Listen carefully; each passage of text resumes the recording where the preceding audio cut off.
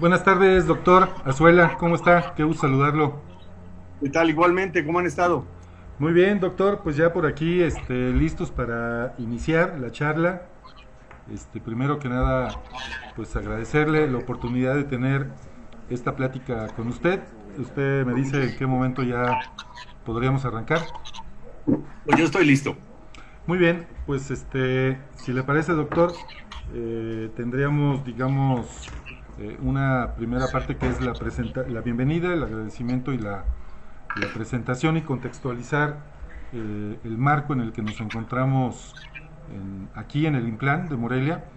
Y posteriormente tendremos su charla denominada Ordenamiento Territorial, conciliando el urbanismo y el ambientalismo. Este, si le parece bien, tendríamos 30 minutos para que nos hiciera su plática. Tiene las atribuciones para compartir pantalla, si lo quiere hacer a través de una presentación. Está como coanfitrión. Y posteriormente daríamos 30 minutos más o menos para que los diferentes participantes pudieran hacer algunos comentarios o preguntas. Pues más o menos sería la dinámica, doctor. Muy bien, pues aquí estoy puesto para cuando digan. Perfecto, pues a nombre del Implan de Morelia le damos las gracias y la bienvenida al doctor Antonio Azuela para esta plática denominada Ordenamiento Territorial, conciliando el urbanismo y el ambientalismo. Gracias también a todas las personas, tanto miembros del Consejo Directivo del Implan, que nos siguen, así como también a los miembros de la Comisión Municipal de Desarrollo Urbano y Ordenamiento Territorial. Y afortunadamente también tenemos, bueno, le damos también la bienvenida a Luciano Grobet, director del INPLAEM, Instituto de Planeación del Estado de Michoacán, a Sabel Pineda, que es miembro del Consejo Directivo, al doctor Rafael Guacuz, que es miembro de la Comisión Municipal, y pues a las diferentes personalidades, alumnos de la UNAM, alumnos de la UNLA, de la Maestría de Ordenamiento Territorial, pues agradecerles la participación y la asistencia a esta charla que nos da el doctor Antonio Azuela. Voy a contextualizar antes de presentar al doctor que, bueno, pues actualmente nos encontramos en el proceso de elaboración del Programa Municipal de Desarrollo Urbano de Morelia. Esto lo iniciamos en octubre del año pasado, ya estamos a punto de iniciar el proceso de la consulta pública establecido de acuerdo al Código Urbano de Michoacán y a la Ley General de Asentamientos Humanos. Y señalarles como antecedente que el primer programa de desarrollo urbano de centros de población de Morelia es de 1983. Ha tenido diferentes modificaciones y actualizaciones. Tenemos también 4 programas parciales de desarrollo urbano, el de la zona oriente, norte y poniente, y el plan parcial del centro histórico de la ciudad de Morelia. Y también contamos con un ordenamiento local publicado y aprobado en el año 2012. De tal manera que es absolutamente pertinente y afortunados somos de contar con la presencia del doctor Antonio Azuela. Él es abogado y sociólogo, se ha dedicado desde fines de los años 70 a la investigación académica de cuestiones urbanas y ambientales desde la perspectiva de la sociología del derecho. En los últimos años ha explorado, entre otros temas, los conflictos socioambientales, la expropiación urbanística y la urbanización del campo. Entre sus últimos libros está El Derecho en Movimiento, 11 ensayos de sociología jurídica, publicado por Tirant, Loblanche, e Inercia Urbanística y Proceso Constitucional en la Ciudad de México, publicado por el CIDE. Actualmente es vicepresidente de la Federación Iberoamericana de Urbanistas. Pues muchas gracias, doctor, nuevamente le damos la bienvenida y pues escucharemos atentamente su charla. Buenas tardes a todos.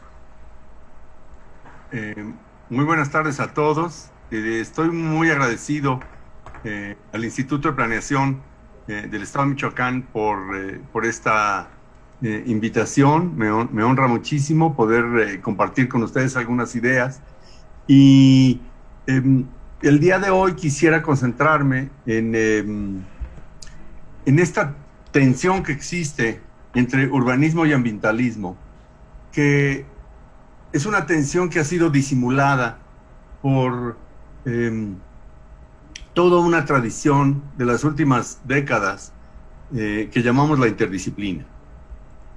Cualquiera que entre al campo de lo urbano o de lo ambiental y proviene de una formación profesional determinada, puede ser biólogo, arquitecta, abogado, sociólogo, inmediatamente se enfrenta con que este es un campo interdisciplinario. Y hay muy buenas razones para reivindicar la interdisciplina. No me voy a ocupar de esas razones, pero me voy a ocupar de un hecho que parece trivial, pero que está con nosotros. A pesar de que todos proclamamos la interdisciplina, en realidad las disciplinas siguen teniendo una fuerza muy grande. El derecho tiene una identidad muy fuerte. Ustedes pueden ver claramente la frontera entre los abogados y los no abogados. La economía tiene una hegemonía muy importante, sobre todo en ciertos medios. Y así como existen disciplinas académicas que siguen siendo muy fuertes como disciplinas, también hay corrientes de pensamiento que son identidades profesionales que siguen ahí y tienen mucha fuerza. Y creo que cuando hablamos de ordenamiento territorial, hoy en México están enfrentadas dos visiones, las del urbanismo y la del ambientalismo, y que tenemos que reconciliar esas dos visiones. Para desarrollar mi argumento, voy a hacer una reseña histórica muy rápida de la manera como se fue expresando en las leyes mexicanas diferentes corrientes de este tipo, no nada más ambientalismo y urbanismo. Y voy a hacer un recorrido muy rápido de lo que ocurrió desde los años 70 hasta nuestros días. Y después voy a insistir en que existe un fondo cultural en esta tensión. Un fondo cultural que es el antiurbanismo como una reacción natural, como una reacción comprensible ante la modernidad. El antiurbanismo es toda una predisposición que está muy arraigada en las sociedades modernas como protesta contra la propia modernidad, como malestar cultural en el sentido de Freud. Y voy a terminar señalando el reto que tenemos los urbanistas, quienes no tenemos la vergüenza de mostrarnos, o sea, que somos suficientemente desvergonzados como para decir yo soy urbanista. El reto que tenemos para relacionarnos mejor con las otras corrientes y sobre todo con el ambientalismo. Porque creo que sí hay muchas cosas que aclarar en esta relación entre estas dos tensiones. Entonces, empiezo diciendo en blanco y negro, a pesar de que la interdisciplina es un principio aceptado, en los hechos tenemos identidades disciplinarias muy fuertes que tenemos que reconocer. Entonces paso a la primera parte de mi charla, que es esta reconstrucción histórica de cómo se dio la tensión entre ambientalismo y urbanismo, pero señalando que en realidad no son los únicos ismos que han entrado en juego en el desarrollo institucional de México, porque también tenemos junto con ellos el municipalismo y el agrarismo. Entonces tenemos agrarismo, municipalismo, ambientalismo, urbanismo, como corrientes que alimentan la creación institucional en México y que nos producen este paisaje tan complicado, tan abigarrado.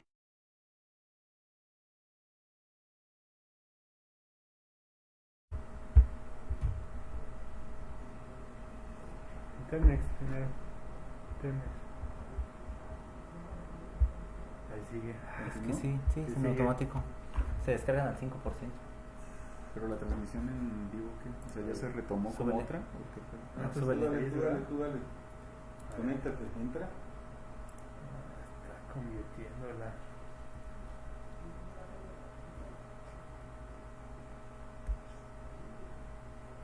No importa.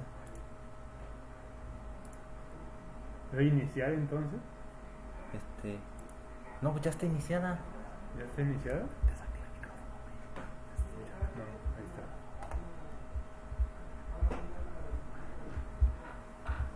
Ahí está.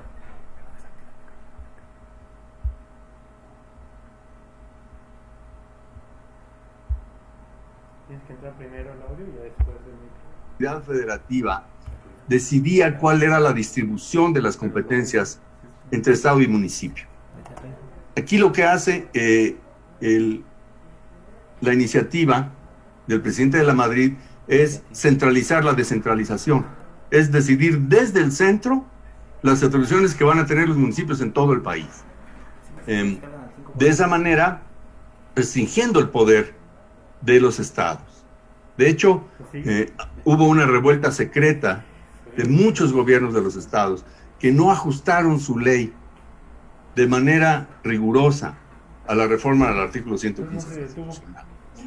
Después de esta reforma, en el 1984, se reforma la ley de asentamientos humanos y se precisan las nuevas atribuciones del municipio.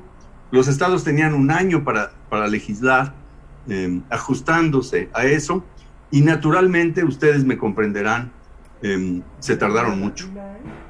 6 años después hicimos un estudio y llegamos a la conclusión de que las atribuciones de desarrollo urbano, es decir, regulación de usos del suelo, aprobación de planes de centros de población, en 2/3 partes de los estados todavía estaban en manos de los gobiernos de los estados.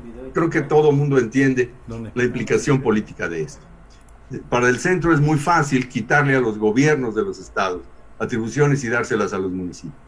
Así que los gobiernos no la aceptaron tan fácilmente, y todavía hoy es posible afirmar que aproximadamente 1/3 parte de los estados no respeta, entre comillas, lo dispuesto por el artículo 115 constitucional. Ahí hay una tensión, es una de las tensiones políticas más importantes, que por desgracia ha sido muy poco estudiada y que también por desgracia es objeto de visiones muy maniqueas, ¿no? O los municipios son los héroes de la película o son los villanos, o los gobernadores son los malos o son los buenos. En fin, necesitamos una discusión mucho más refinada, pero no es el objeto de esta charla. Lo que quiero decir es que el municipalismo se instala como una doctrina que tiene un efecto muy importante. El municipalismo no parte de una visión de ordenamiento territorial, no parte de una definición especializada, ni siquiera de una definición antropológica. Parte de la idea de que el municipio tiene que ser fortalecido porque sí, sin ningún tipo de matiz, y es una fuerza que, curiosamente, sin ser una fuerza social, es una fuerza porque está en la ley, porque está en la Constitución. Entonces, siempre que hacemos desarrollo institucional en cualquier parte del país, vamos a tener el fantasma del 115, que va a estar ahí pesando sobre nuestras cabezas, y que es, digo, el segundo ismo que aparece en este paisaje institucional. El ambientalismo se expresa en la legislación de una manera particularmente fuerte en 1987 con la Ley General del Equilibrio Ecológico y la Protección al Ambiente. ¿Cuál es la novedad aquí? La novedad es que aparece un instrumento de política ambiental, que es el ordenamiento ecológico del territorio, totalmente desvinculado de las otras ismos. No solo desvinculado, sino abiertamente dándole la espalda. Y tenemos que hacer la arqueología de esto, y es muy sencilla.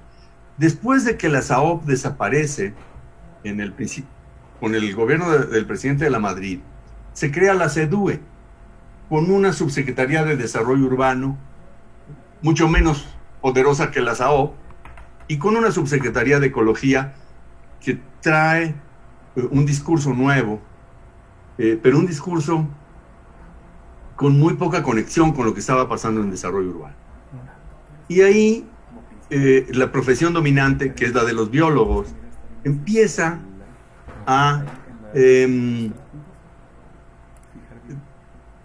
configurar los perfiles de este nuevo instrumento que es el ordenamiento ecológico del territorio. en realidad los antecedentes más claros ya venían desde la SAOP, donde existió una Dirección General de Ecología Urbana, y donde inventaron un instrumento que no estaba en la ley, pero era muy interesante, y se llamaban los ecoplanes.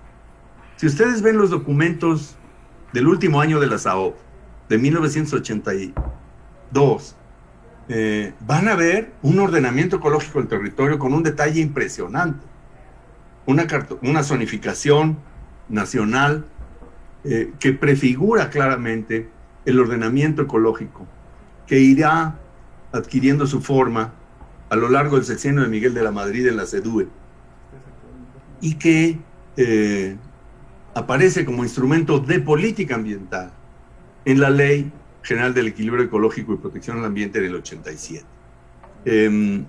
dándole la espalda a el tema urbano. Es decir, son dos subsecretarías que están generando instrumentos distintos y que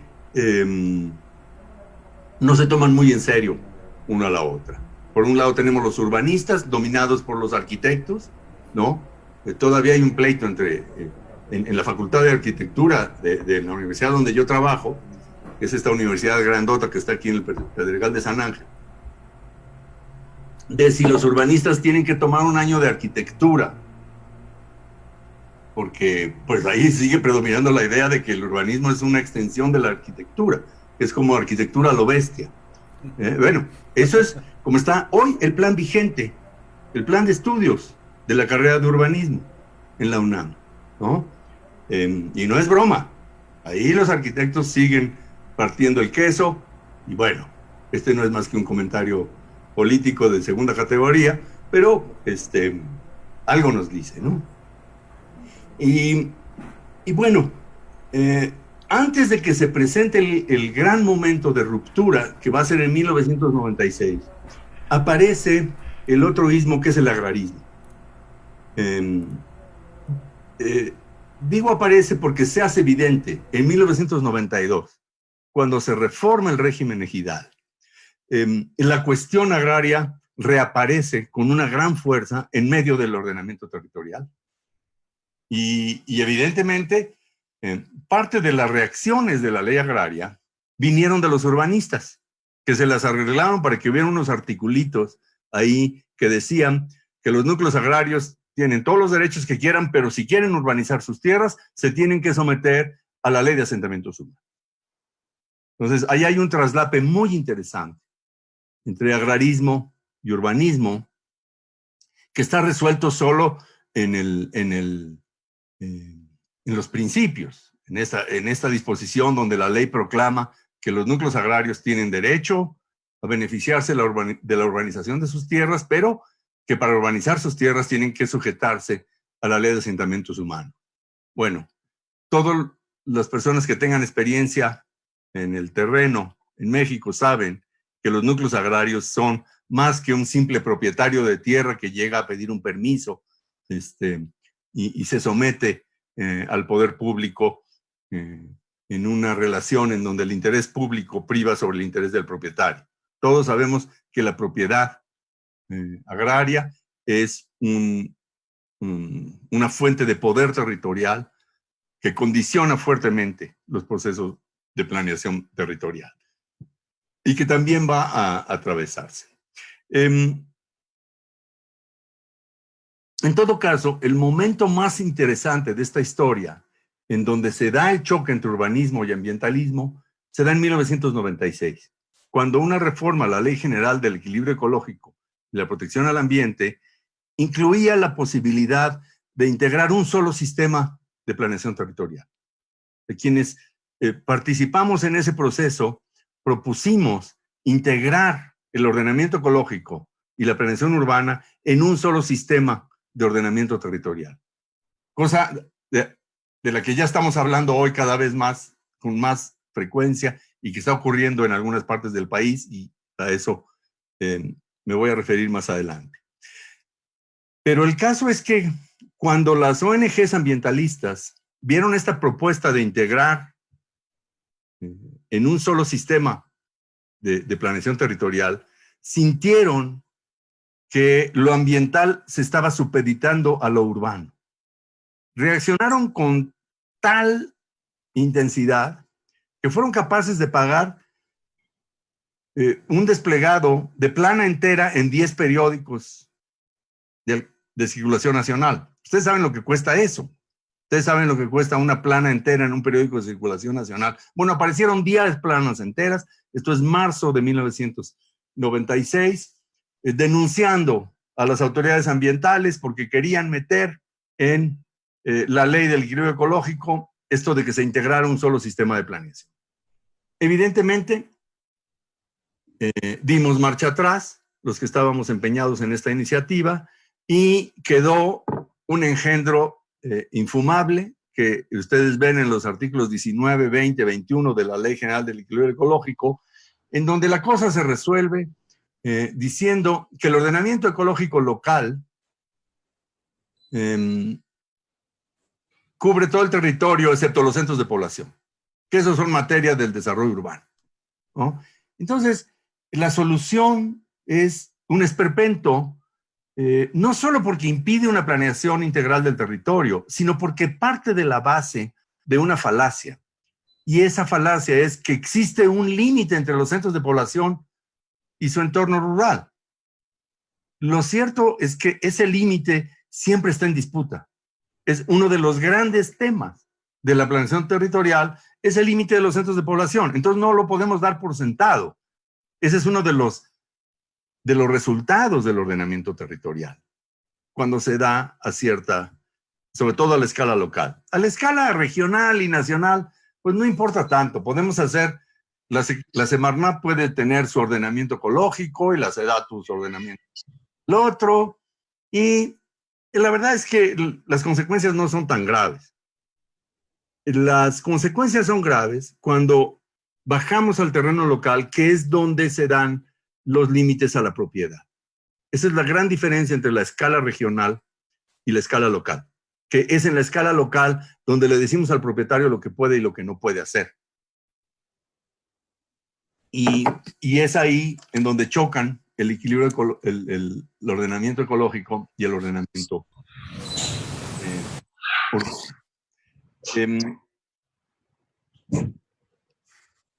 antes de seguir con la historia, quiero hacer un paréntesis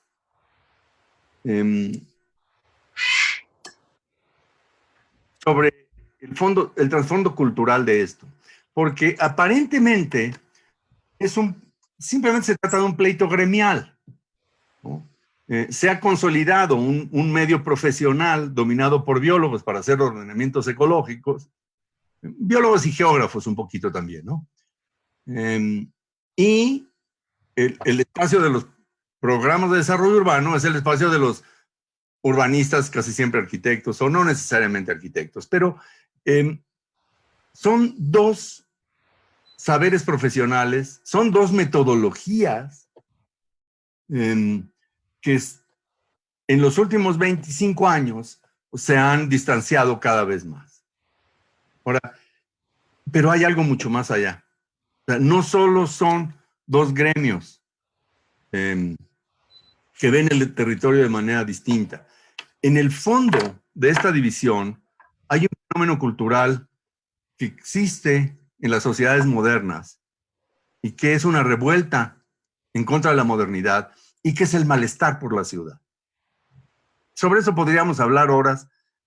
Esto es muy claro en la literatura. Si ustedes ven el libro de Raymond Williams, que es un clásico de crítica literaria, que se llama Campo y Ciudad, es una reconstrucción desde la literatura latina, Virgilio, Tácito, en fin, desde los clásicos de la literatura latina hasta la novela inglesa del siglo XX, de cómo se mira la ciudad y el campo. Y siempre ha habido esta nostalgia por el campo, siempre ha habido este odio hacia la ciudad. Pero el 19 adquiere un tono mucho más fuerte, porque la ciudad se vuelve ese paisaje de ciudad industrial tremendamente injusta, escandalosamente contaminada, que conocemos por la novela. Cualquiera que haya leído a Dickens y a los novelistas del siglo XIX o a Víctor Hugo, en fin, conoce esta imagen tan negativa que tiene la ciudad, que no es nada más la cuestión ambiental, es la cuestión de la anomia, del individualismo, de la atomización, ¿sí? Desde la sociología hasta la literatura, constatamos un malestar cultural. Un malestar cultural en el sentido de Freud.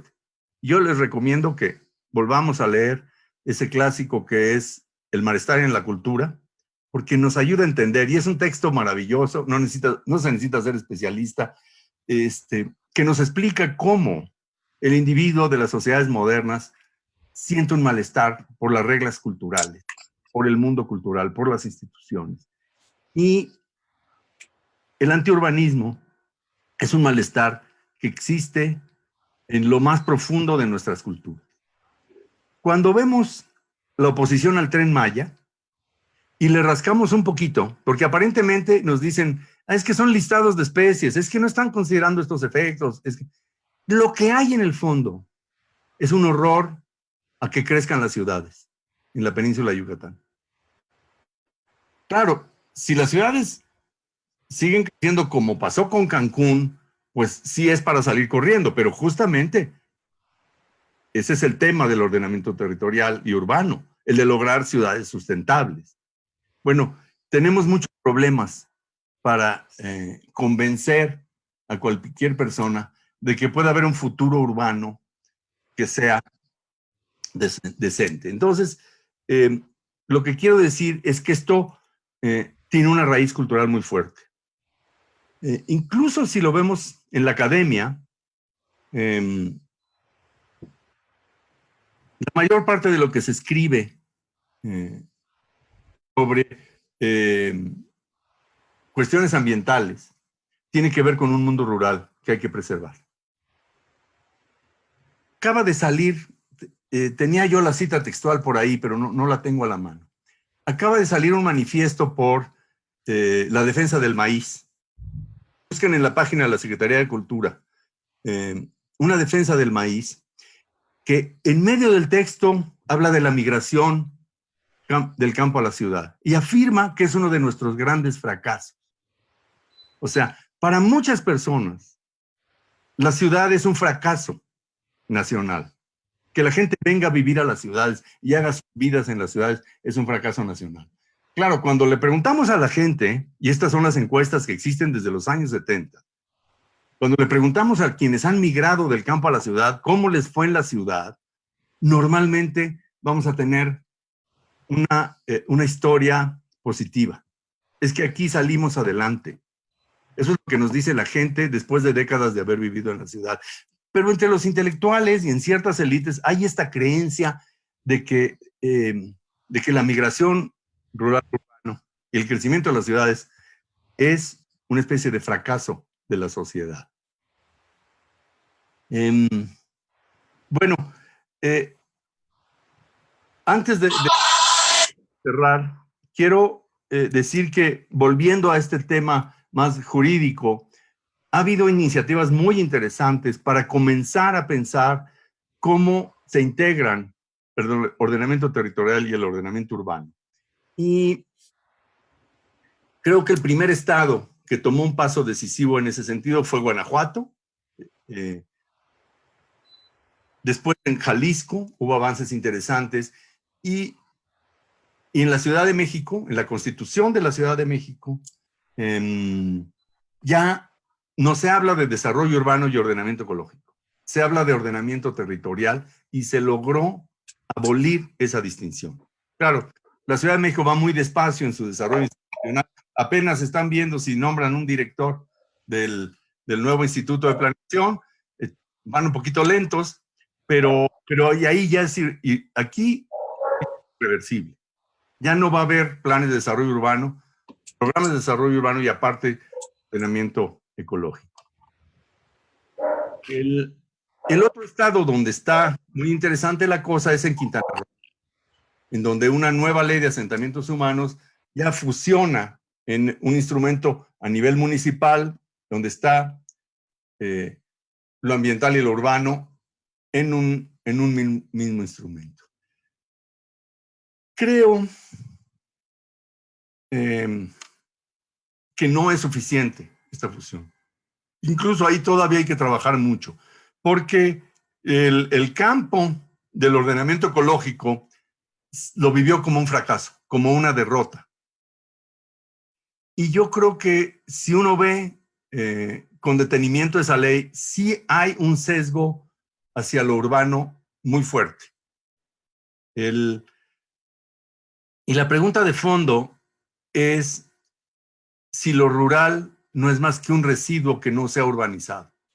Cuando uno ve la producción académica sobre la urbanización del planeta, les recomiendo leer a un autor norteamericano que se llama Neil Brenner, que es de los que de manera más profunda habla de que el mundo tiende a urbanizarse, todo el mundo. Pero dejan una pregunta sin responder, que es, eso que seguimos denominando la vida rural, ¿en qué consiste? ¿En qué consiste el campo? ¿Qué hay en el campo? ¿Qué distingue a lo rural? Y sí creo que entre el urbanismo, en una franja muy amplia de visiones, prevalece la idea de que lo rural es aquello que todavía no se urbaniza. Como que no tuviera una identidad propia. Cuando hablamos con todas las personas que trabajan en el campo, pues sí nos vamos a enterar de que en el campo pasan cosas. Y bueno, el campo es tan importante que más del 97% del territorio nacional sigue siendo rural. Y desde la mirada urbanística parece como un espacio en blanco del que no se sabe bien, que solo importa en la medida en que integra sistemas urbanos. Pero esto lo digo como una provocación, un poco para echar a andar la discusión. Ya para terminar, bueno, antes de terminar, hay un dato interesante en Quintana Roo, que no solo los especialistas y los militantes que están detrás del ordenamiento ecológico del territorio se sintieron agraviados. La misma Semarnat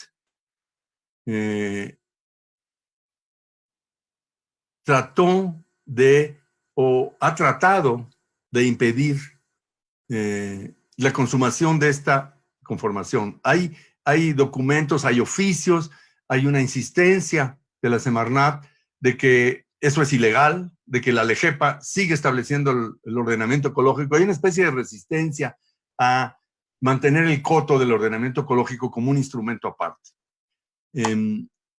Los cambios políticos de los últimos meses, no sabemos en qué dirección van a llevar este asunto, pero yo creo que vale la pena estar atento con nuestras redes, con nuestros amigos, con nuestros conocidos, de cómo va ese asunto. Porque así como tenemos que ser muy críticos con los urbanistas y con la manera como hemos descuidado la dimensión ambiental y muchas cosas del territorio que no tienen que ver con la urbanización. También es cierto que del lado del ambientalismo hay una indiferencia a las ciudades que tiene como raíz esta fobia, esta urbanofobia a la que me refería yo antes. En la medida en que el ordenamiento ecológico no se tome en serio lo que pasa dentro de las ciudades, pues el ambientalismo está renunciando a su responsabilidad histórica de contribuir a una urbanización sustentable.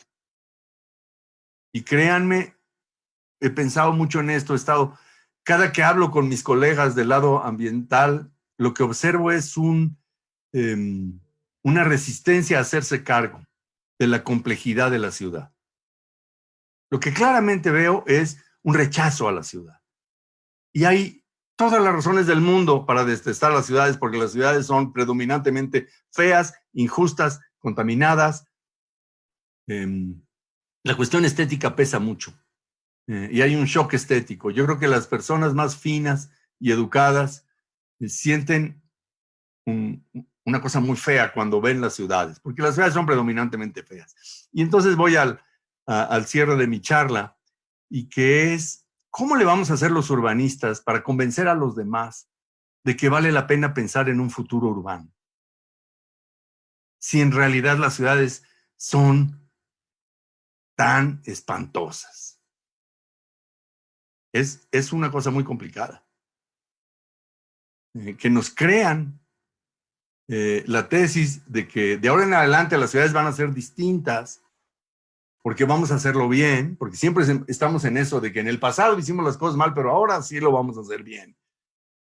Hay que reconocer que la tenemos difícil y que a lo mejor lo que necesitamos transmitir es un sentido del humor que compartimos entre todos, porque todos los ambientalistas han hecho la mayor parte de sus vidas en ciudades, en universidades, en dependencias.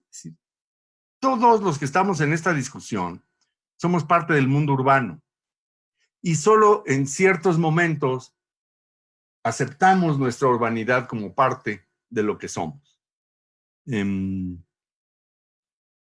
Sigo sin saber exactamente cómo hacerle o qué proponerles, pero lo que quiero compartir con ustedes es esa dificultad que tenemos para transmitir el entusiasmo sobre el fenómeno urbano. Yo creo que al final los que estamos metidos en los temas urbanos lo estamos porque nos gustan las ciudades. Y creo que no hemos hecho un esfuerzo por transmitir ese gusto a los demás, que tendría que ser el primer paso para superar esta rivalidad que tenemos con el mundo ambientalista. Hasta aquí mi charla. Era más bien para alimentar lo que sigue, que es, espero que sea un taller y un intercambio de puntos de vista entre todos nosotros. Muchas gracias.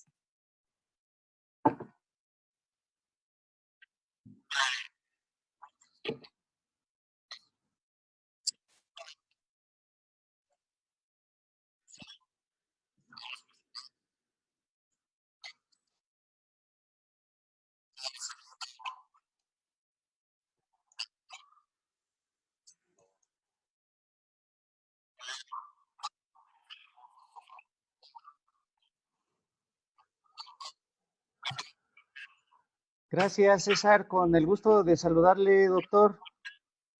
Igualmente. Solo comentar, bueno, que en el 2010 el Colegio de México abrió el doctorado en estudios urbanos y ambientales, buscando esa conciliación de la que habla. Yo soy egresado de esa primera generación y bueno, estamos desde el lado urbano porque yo me formé como urbanista ahí en la UNAM con ustedes y desde luego con esa misión de conciliación y de reflexión. También para algunos las ciudades son bellas, no se crea, si viene a Morelia le va a gustar, no está tan feo. Claro, es histórico. Bueno, no solo el Distrito Federal es feo. Quiere decir con esto que quizás deberíamos de estar trabajando por esa reconciliación en términos de la planeación del territorio, porque además ordenar el territorio por sí mismo ya es ¿no cree usted que ya es un ideal demasiado amplio querer tener orden cuando la sociedad en sí misma es sumamente, tiende al caos, pues? O sea, tendremos que discutir más bien eso, o sea, ¿qué tanto queremos ordenar de ese caos? Creo que por ahí tendríamos que reflexionar un poco. Muchas gracias, un gusto saludarlo, nada más. También quiero ser provocador y aprovechar el momento para saludarle. Igualmente, qué gusto de verlos. Doctor, ahora ya nos hablamos, antes nos tuteábamos, ¿verdad? Pero ahora ya. Gracias, doctor Bacús. No sé si reacciono inmediatamente a lo que acaba de decir el doctor o esperamos más intervenciones. ¿Cómo quieren que le hagamos?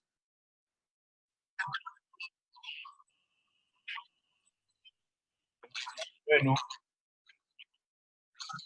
No, pues el doctor Bacús sí me la pone muy difícil porque es un tema casi filosófico.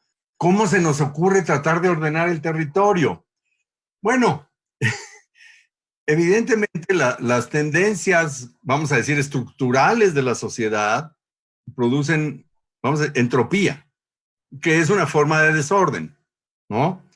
Y la pretensión de ordenarla, pues es una pretensión que a veces se ve ingenua.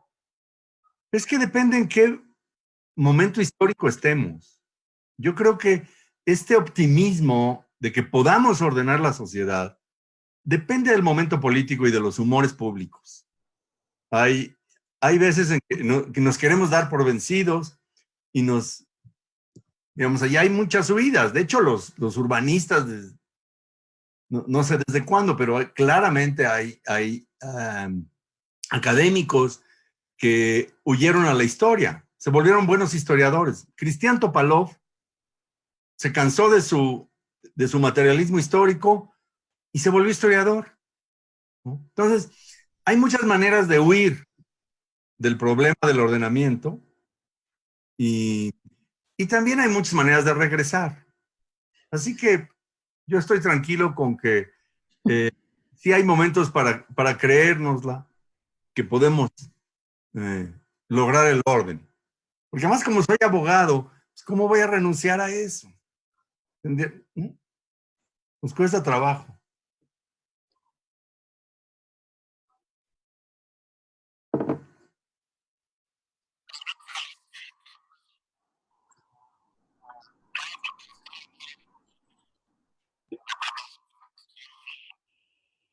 Bueno, esa es una idea muy clásica que voy a tratar de ligar con el tema de la charla.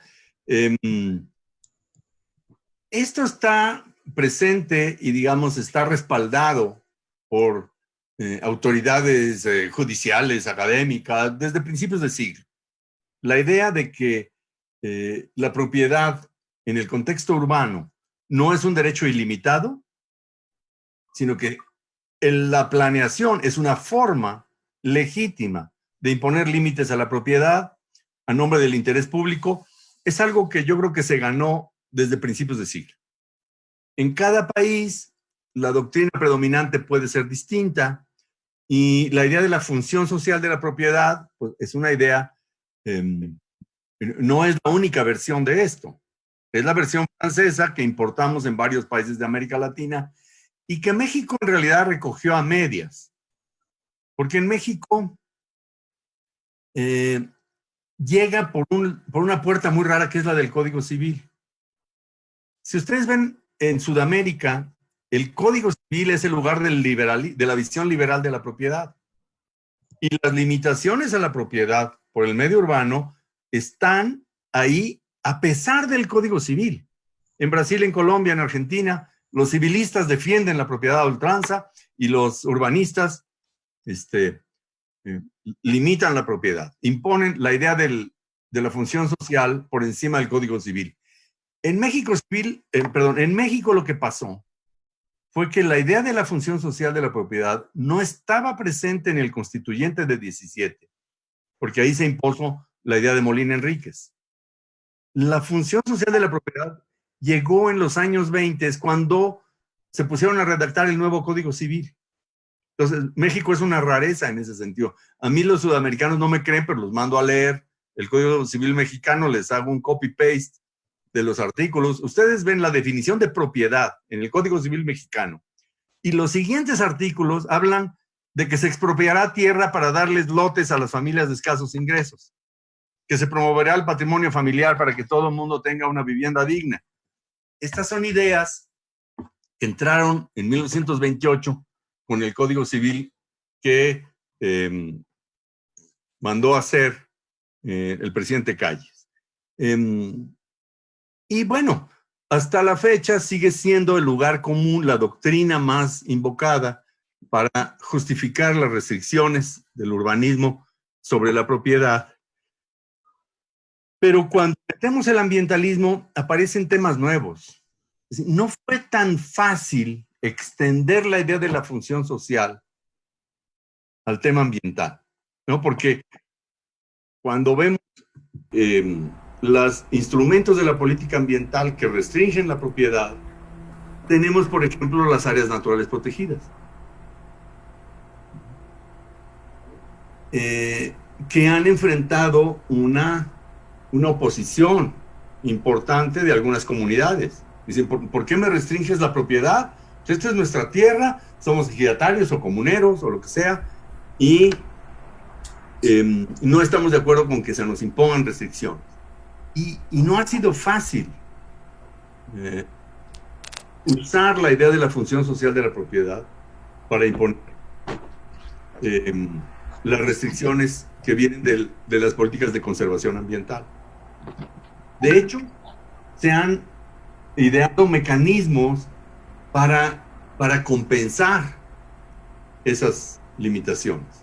El pago por servicios ambientales, de hecho, es una manera de decir, a ver, te voy a limitar la propiedad, pero te voy a compensar, te voy a dar un pago. Como si no fuera suficiente la idea tradicional de que el propietario de algo es responsable de ese algo. Entonces, en síntesis, la idea de la función social de la propiedad presenta problemas muy interesantes y novedosos cuando la trasladamos al mundo rural y a las restricciones que el ordenamiento territorial, vamos a usar esa frase, le impone a los propietarios de la tierra en el medio rural. Gracias, doctor. Ahora le damos la palabra al maestro Luciano Grobet, quien también quiere hacer una intervención. Buenas tardes a todas y a todos, espero se me esté escuchando. Maestro Azuela, maestro Antonio, gusto de saludarlo. Ahora está a cargo acá en Michoacán, en el Instituto de Planeación del Estado, y creo que su charla, el taller ahora nos pone sobre la mesa un conjunto de temas estratégicos de política pública para el corto, mediano y largo plazo que siguen en el espacio del debate nacional. Estas tensiones que usted ha señalado, la tensión esta que señala Sabel entre la propiedad y las funciones del Estado, la tensión que también hay en el pacto federal entre los órdenes de gobierno y los problemas de distribución de competencias, y esta distribución básica cultural entre la complejidad de la ciudad y lo local. A nosotros nos tocó en los años 70, finales, principios de los 80, un proceso muy complejo en el Valle del Yaqui y el Mayo, cuando entrega la tierra a Echeverría en el 76, con los ejidos colectivos, y una reclamo justo de los ejidatarios a la no existencia de zonas urbanas dentro de las áreas colectivas dotadas, lo que generó un programa de urbanización o de definición de zonas urbanas dentro de los colectivos. Ese fenómeno terminó generando lo que nosotros llamamos un espacio de rururbanización, o un concepto que le llamamos rururbanización, porque Ciudad Obregón, el municipio de Cajeme, pues terminó multiplicándose y asociando pequeñas zonas urbanas en las zonas rurales, ejidales, dotadas de manera colectiva a los ejidos. Y entonces la pregunta que surge es, reconociendo que esta tensión entre lo ecológico, el ordenamiento ecológico y urbano tiende a desaparecer, y que todos estamos ya finalmente comprendiendo la importancia del continuum en los instrumentos de política pública, normativos, etcétera, también habría que poner sobre la mesa el continuum entre lo rural y lo urbano, el continuum en el territorio que implica las imbricaciones y las interacciones en estos espacios que pues al final terminarían por señalarnos que ya no deberíamos hablar ni de ciudad ni de campo, sino de un continuum territorial que tiene por objeto la sostenibilidad en el uso de los recursos, su eficiencia y sobre todo, digamos, de cara a los problemas de cambio climático. Y de cara a esto que ahora se llama, pues recuperemos lo local, recuperemos el espacio de la producción de alimentos tradicional, local, generemos en las ciudades espacios de producción alimentaria e internalicemos el tema ambiental o ecológico en las ciudades, esto que usted señalaba, que los urbanistas no se han hecho cargo y los biólogos y geógrafos tampoco han logrado resolver en la ciudad. Bueno, yo soy economista que he aprendido de todos, egresado de la UAM, Metropolitana Xochimilco, con quien con César tuve la oportunidad de esa licenciatura en asentamientos humanos, y siempre la discusión ha estado presente, pero hemos formado parte, digamos, de este continuum histórico en Semarnat, con la LEGEP, en fin. Y me da mucho gusto saludarte. Hombre, igualmente, Luciano, de veras, es una delicia oír el recuento. Y sí, bueno, esas experiencias como la del Valle del Yaqui y el Mayo, pues sí sería muy interesante que estuvieran documentadas. Yo ahora estoy con la obsesión de qué material les damos a los estudiantes para que entiendan de qué se trata. Estas experiencias que se han tenido, cómo las presentamos en blanco y negro para que se vea que hay experiencias, que tenemos cosas que decir, que tenemos historias que contar, y que a partir de esas historias es como tenemos que reconstruir la cosa, ¿no? Yo creo que uno de los retos para pensar el asunto es si podemos superar la dicotomía urbano-rural. La idea del continuo me parece muy importante, sobre todo para transmitir el mensaje de que los dos mundos se definen uno al otro. No importa cómo los conceptualicemos, el territorio nomás es uno. Y tener una mirada del conjunto del territorio es fundamental. También el elemento de incluir en nuestra agenda qué hacer con el mundo de la producción rural y cómo se articula eso a la visión territorial. Eso es fundamental. Ahorita en el Tren Maya se está dando todo eso, porque hay muchas iniciativas para articular proyectos productivos en el mundo rural con un programa de desarrollo regional. Que eso yo creo que no lo vamos a resolver con alguna fórmula conceptual, sino en la práctica. Pero al final, de todas maneras, vamos a tener algunos temas clásicos que van a ser retos muy concretos. Y el tema de cuáles son las áreas urbanizables, bajo qué condiciones debe permitirse la urbanización de un área, sin negar que el mundo rural tiene su urbanidad. Es decir, los ejidos en México siempre tuvieron su fondo legal. Esa era la idea, el concepto, digamos, colonial que venimos arrastrando y que en muchos lugares todavía se usa. Pero tenemos que estar, sobre todo los abogados, tenemos que ser los malpensados de la película. Entonces, yo les cuento algo que está ocurriendo, no solo en la península de Yucatán, pero en la península de Yucatán está ocurriendo de una manera muy fuerte, que es el uso de la figura de la zona de urbanización ejidal, o de la zona del asentamiento humano, como se llama también, como un mecanismo para incorporar tierras a los centros urbanos. Si la ley agraria prevé que los ejidos, la ley agraria está pensando en el mundo rural, prevé que los ejidos tienen que tener su centro de población, claro, y esos están hechos de solares urbanos. Pues en los últimos años, en muchas partes del país, pero sobre todo en Yucatán, se han dado cambios de régimen, de tierras de uso común de los ejidos, de ejidos que están en zonas rurales a cierta distancia de centros de ciudades.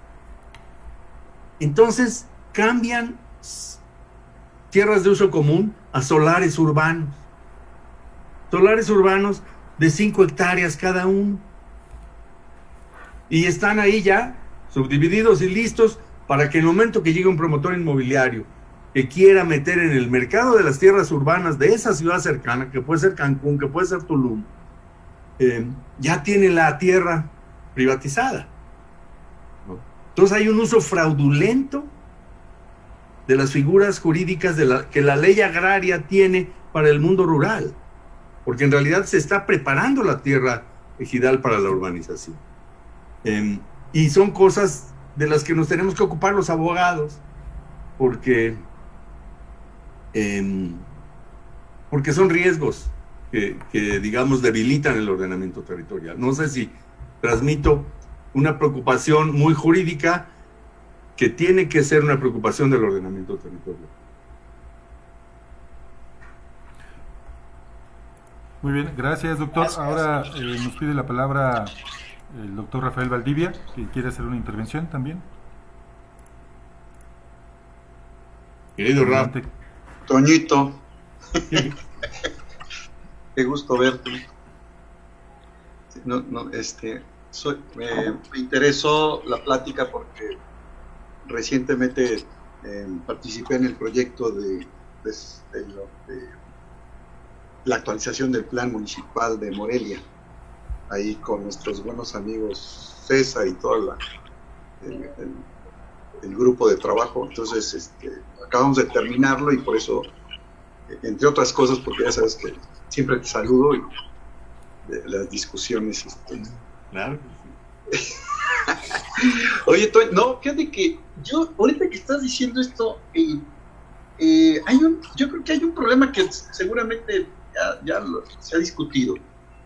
Y me parece que el problema real es que no se ha resuelto, inclusive en la nueva, digamos, estructura de los ordenamientos territoriales.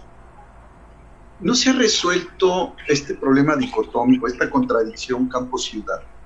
Y no se ha resuelto el problema de cómo resolver la planeación urbana, el problema de la economía urbana con la vinculación de esta frontera de transición hacia el campo, ¿no? Ya decía Paul Krugman que cuando en alguna de sus conferencias que él daba sobre economía internacional, decía que después de 10 años, es un comentario en su libro de geografía económica, decía que durante 10 años al final se dio cuenta que él estaba haciendo más planeación urbana que muchos planificadores urbanos en la definición de política agraria. Entonces, lo que trataba de decir él es que mucho de lo que sucede en economía dentro de la periferia urbana y dentro de la economía, dentro del desarrollo urbano, el crecimiento que tú hablas de desarrollo inmobiliario, sufre un nivel de contradicción que no se resuelve con la ley, desde mi punto de vista. Porque la ley traduce una serie de errores, desde mi punto de vista, errores que se expresan en no un equilibrio de competencia entre el desarrollo urbano y el desarrollo rural, o el crecimiento rural, o el desarrollo agrícola, o peor, en los suelos de conservación que están en la periferia urbana. El componente que tú mencionabas de los servicios ambientales, pues no funcionan, porque un metro cuadrado de suelo urbano no compite con un metro cuadrado, o sea, no tiene nada que ver el metro cuadrado de suelo de frontera urbana, ¿no? Ambientalmente, aunque sea la más rica. Entonces, en papel no lo resuelve. Y el pago de los servicios ambientales, pues está mal calculado, está mal diseñado. El pago de servicios ambientales que se estableció por la ONU, ¿no? El pago final comparativo, es exactamente lo mismo que sucede en la Ciudad de México que el que sucede en Morelia, o el que sucede en Puebla, o el que sucede en los Chimalapas. O sea, está valorado igual. Entonces, no tiene ninguna forma de poder compensar crecimientos urbanos tan dinámicos, ¿no? Entonces, mi pregunta, Toño, es, ya creo que en alguna ocasión ya lo has discutido, ya lo hemos platicado en algún momento, pero hoy día en el ordenamiento territorial, por ejemplo, de la Ciudad de México, coexisten además 10 instrumentos abajo del ordenamiento territorial que tendrían que ser abolidos o tendrían que desaparecer. El PGDU, el plan de las alcaldías, que por cierto van a ser ordenamientos territoriales, los planes parciales, los de centros de barrio, cualquier cantidad de normatividad, 15 normas o 25 normas, que surgen a partir de la instrumentación de estos ordenamientos territoriales que no los prohíbe. Entonces mi pregunta es, ¿realmente el ordenamiento territorial utópicamente, pues yo creo que va a seguir siendo un instrumento desde mi punto de vista, si no hay un cambio sustantivo en la forma de ver esta competencia campo-ciudad en forma económica, pues va a ser otro instrumento más de los que pues, van a estar, vamos a tener que hacer planes con ordenamientos territoriales, con leyes a modo, resolviendo contradicciones en donde los abogados como usted, doctora Azuela, y todo el gremio se van a seguir volviendo ricos, se van a seguir volviendo ricos resolviendo problemas y conflictos urbanos. Ojalá. Toño, te mando un saludo, un abrazo y nada más fue para provocarte porque yo sé que tú esto lo tienes más que mascado y necesito que expliques eso. No, pero es que tocaste muchos temas, entonces no sé por dónde empezar. La simplificación de los instrumentos establecidos por la ley no es una panacea que resuelva todo. Digamos, es quitar un obstáculo artificialmente colocado ahí en el camino y simplemente facilita la chamba, pero no quiere decir que porque la ley tenga instrumentos simplificados, la ley va a funcionar como una fórmula mágica. Tenemos que ser muy cuidadosos con las expectativas que podemos desarrollar acerca de las leyes. A veces siento que cuando nos metemos en una reforma legal, creemos tan firmemente en las ideas que estamos empujando que caemos en una especie de pensamiento mágico. Porque si yo pongo la ley de determinada manera, va a pasar, automáticamente van a pasar cosas. No, eso no es cierto en ninguna parte del mundo.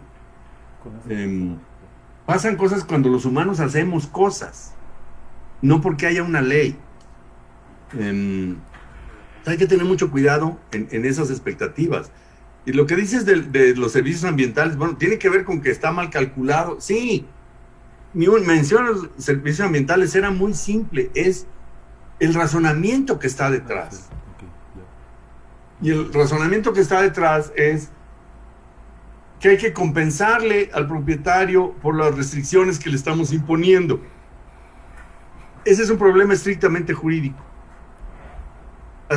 ¿A partir de qué restricción el propietario amerita una compensación?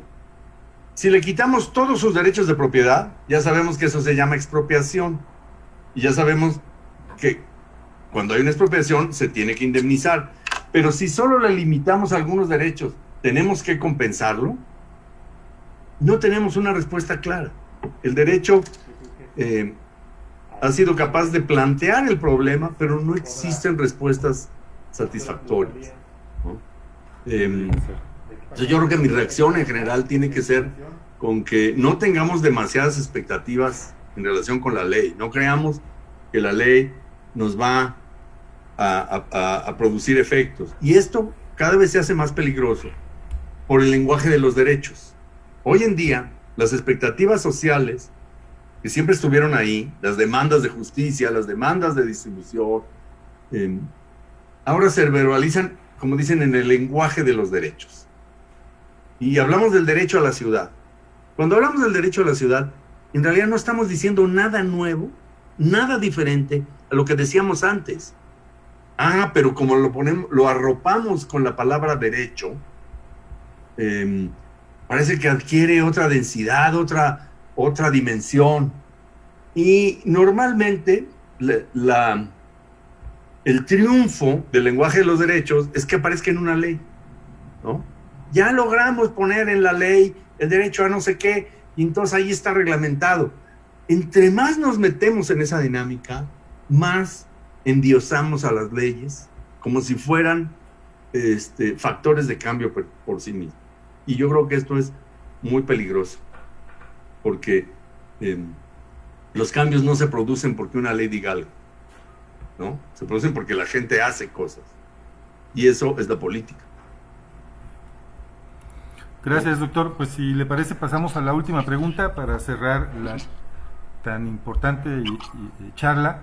Le pregunta en el chat Alejandro Carrillo, ¿qué instrumento de planeación urbana es el indicado para establecer usos del suelo vinculantes? ¿El programa de desarrollo urbano municipal o el programa de desarrollo urbano del centro de población?